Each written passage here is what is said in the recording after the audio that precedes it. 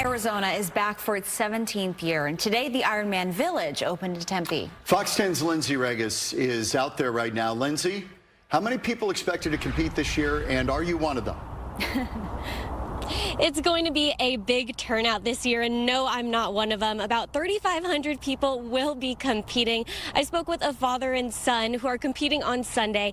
They said this is their first time seeing each other in about 6 years.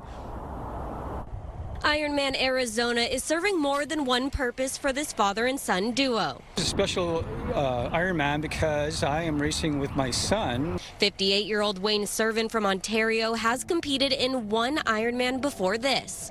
He put a plaque together which was a reflection on his first race, and I read that reflection, and it was just a really emotional, heartfelt reflection on his experience, and I thought it's something that I'd like to do.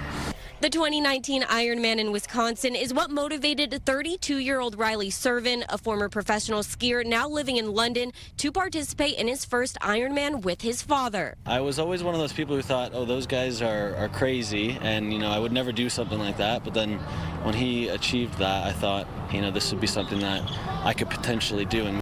Now Ironman Arizona is bringing the two together to reconnect and patch a relationship that went silent for 6 years.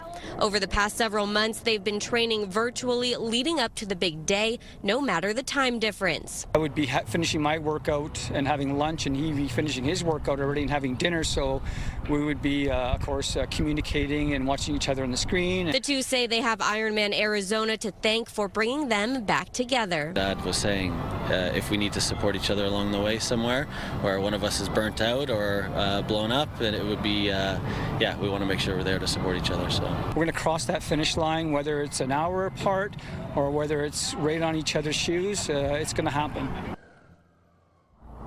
Now, Wayne competed in an Ironman before, and I asked him what his time was. He wouldn't tell me. He said I would just have to track him on Sunday to see how well he does. I'm rooting for both of them.